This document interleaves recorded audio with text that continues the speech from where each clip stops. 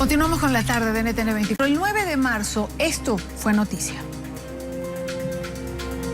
El presidente de los Estados Unidos, Barack Obama, declaró una situación de emergencia nacional por el riesgo extraordinario que supone la situación en Venezuela para la seguridad de los Estados Unidos.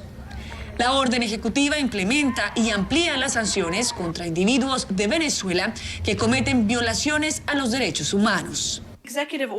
La orden ejecutiva está relacionada con 7 individuos, seguramente contra ellos habrá algo. Y como saben, en el pasado hemos anunciado la prohibición de visados contra un número, creo que fue más de 50 personas, aunque no liberamos sus nombres por cuestiones de privacidad. Así que sin duda hay restricciones contra las personas. La declaración de una emergencia nacional es una herramienta con la que cuenta el presidente de Estados Unidos para aplicar sanciones contra un país bajo determinadas circunstancias y que le permite ir más allá de lo aprobado por el Congreso.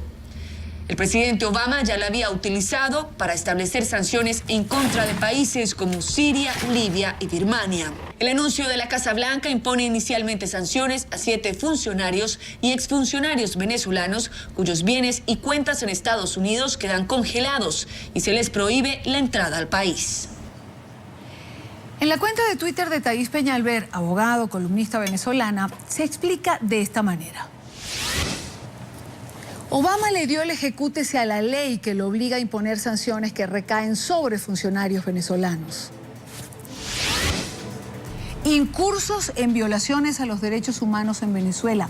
La ley tiene una duración de 2 años. Esto es en extremo importante porque la ley por sí misma refleja un cambio dramático en la política exterior de los Estados Unidos.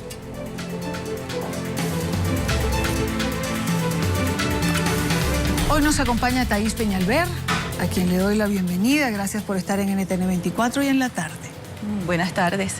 Muchísimas gracias, Idania, por esta invitación y sobre todo por ser la voz de muchos o de casi todos los venezolanos que en este momento tenemos un cerco informativo y mediático.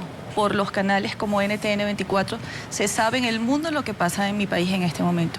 Les agradezco infinitamente la invitación y que estén pendientes 24 horas al día de lo que ocurre en mi país. Informamos. Claro que sí. Jairo, buena tarde, bienvenido, nuestro analista permanente como cada viernes con nosotros. Y Dania, muy buenas tardes, hola. Es un gusto tenerte por acá. Muchas gracias. Yo quiero comenzar con Thaís y quiero comenzar con ese último Twitter. ¿Por qué significa un cambio en la política de los Estados Unidos?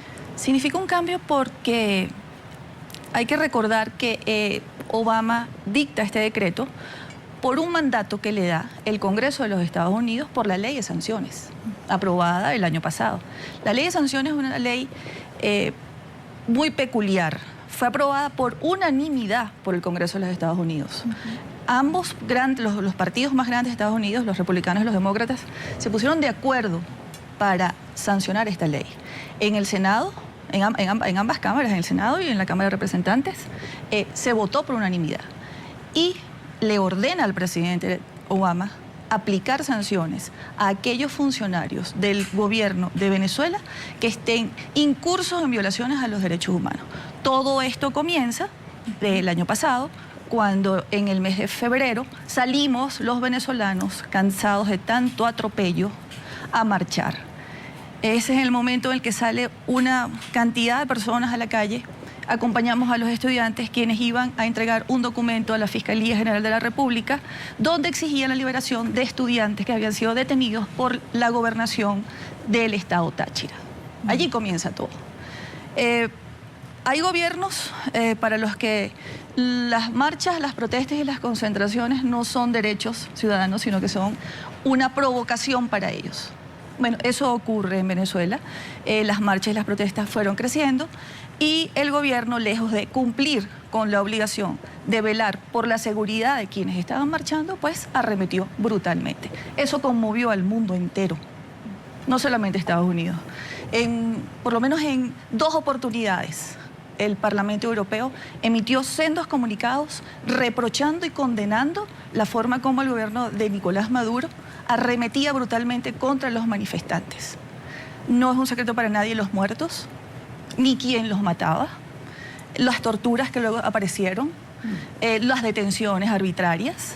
sin juicio, sin derecho a la defensa, sin derecho a tener el debido proceso que todo ciudadano tiene. Y bueno, a raíz de esto, Estados Unidos, por iniciativa de republicanos y demócratas, propusieron un proyecto de ley de sanciones que, bueno, que es lo que hoy se está materializando. Ahora, sin embargo, hay quien señala, Jairo, o hay quien dice que Estados Unidos, o el presidente Obama, tardó en llegar a esta ley y en llegar a las sanciones. Sin lugar a dudas, Daniel, yo creo que para muchos sectores en América Latina, particularmente aquellos sectores democráticos, académicos que esperaban una respuesta mucho más fuerte, no solamente de Estados Unidos, sino de cualquier país que hiciera parte de la región, quizás invocando la Carta Democrática Interamericana o realizando cualquier otro tipo de actividad en el marco de cláusulas democráticas que existen en la Mercosur, en diferentes instancias. Tenemos 5 cláusulas democráticas. Se esperaba una reacción, pero creo que Estados Unidos reacciona un poco tarde, pero indudablemente abre un camino especial, porque ya por lo menos en la región hay una herramienta que le permite a un gobierno sindicar en términos administrativos qué personas están violando los derechos humanos. El gran problema que yo le veo, y Dani, es el siguiente, que sin duda ya tenemos unas sanciones, hay un cambio de política, pero estamos en elecciones en Estados Unidos y el tema se puede utilizar como una herramienta electoral en materia de política exterior que puede dar réditos a quien la maneje muy bien, pero algo puede cambiar, no solamente por las elecciones, sino por el entorno regional. Si Estados Unidos hace eso y ningún otro país en América Latina actúa, podemos estar al frente de una sanción importante, pero que es un saludo a la bandera. Tengo muchas preguntas y muchos temas. Quería irme por la parte administrativa primero, pero esto que plantea Jairo me lleva a preguntarles, ¿el tener este periodo electoral puede hacer, por ejemplo, que haya un cambio de Estados Unidos antes de la Cumbre de las Américas en Panamá? Pareciera que sí. No sé, ¿sabes? Yo creo que el tema de la Cumbre de las Américas está definido desde 2 presupuestos. El primero es la reunión en América Latina o en todo el continente americano más importante. En segundo lugar, Estados Unidos se suelta de Cuba, no quiere saber nada, no quiere a lo sumo dejarse fotografiar con Raúl Castro, lo cual creo que debe ser bastante incómodo para el presidente Obama. Me gustaría ver esa foto y la reacción posterior del presidente Obama al lado de un dictador. Pero sacando a Cuba, hay que tener en cuenta que él va a enfocar sus baterías en el tema de Venezuela. En esa medida yo creo, Idania, que en materia diplomática la estrategia de política pública está definida. Nos traemos a Cuba, enfilamos baterías frente a Venezuela, pero lo que pase una vez caiga el telón en Panamá, creo que es lo importante. En ese momento vamos a conocer muchas más figuras que pueden tener alguna implicancia o alguna importancia sobre este particular. Me dicen que Nicolás Maduro habla de la OEA en este momento. ¿Tenemos la señal? Desde 2004, el comandante Chávez construyó una nueva mayoría en América Latina. Y ha habido un cambio. Y ya la OEA no es el Ministerio de Colonia, aunque la quieren convertir de nuevo en el Ministerio de Colonia. Y no debemos permitir. Por eso yo quiero agradecer desde aquí a todos los gobiernos, todos, de América Latina y el Caribe, que ayer levantaron su voz en público, en vivo y directo, vía satélite, para apoyar a Venezuela y rechazar el decreto del presidente Barack Hussein Obama contra la República Bolivariana de Venezuela. Gracias a todos los gobiernos por su apoyo, solidaridad, valentía. Y felicitaciones, canciller. Siga así estudiando todos los días. Estudio. Bueno, justo estábamos hablando de eso con nuestros invitados. En el seno de la OEA, todos los gobiernos apoyaron a Venezuela en relación a las sanciones de Estados Unidos y a lo que el presidente Obama sancionó. ¿Por qué? Hay una clara violación a los derechos humanos. Hay testimonios, hay videos, hay fotografías. ¿Por qué el silencio de América Latina, Thais?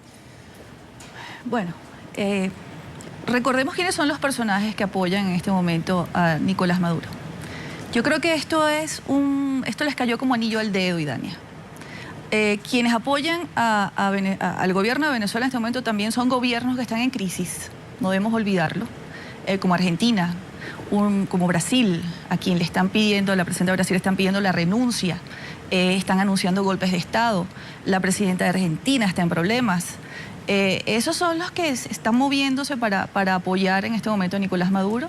Claro, todo el manejo de esos controles que tenía Hugo Chávez sobre esos gobiernos, que sí son gobiernos marxistas, ortodoxos, de la vieja guardia, son ese grupo humano que pulula en América Latina, al que no se le ha caído el muro de Berlín.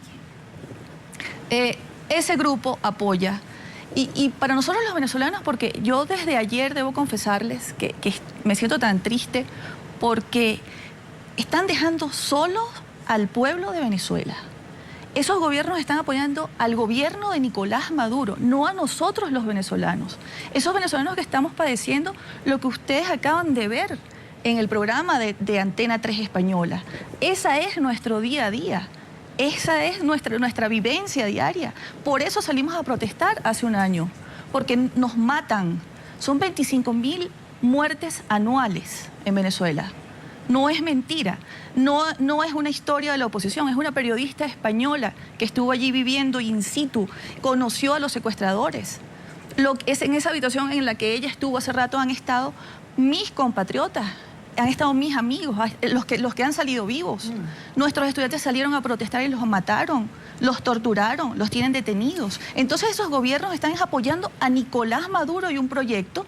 Los venezolanos tenemos que entender que por lo menos la Unión Europea se ha pronunciado. Estados Unidos está repudiando con sus normas federales, porque eso hay que decirlo. Claro, pero es que lo increíble es que se pronuncie Estados Unidos o que se pronuncie Europa y que no se pronuncie América Latina, que no se pronuncie la región. Además siguen el juego de las sanciones contra Venezuela, que no es cierto. Son sanciones contra funcionarios públicos del gobierno de Nicolás Maduro que están incursos en violaciones de los derechos humanos y además les descubrieron cuentas en Estados Unidos.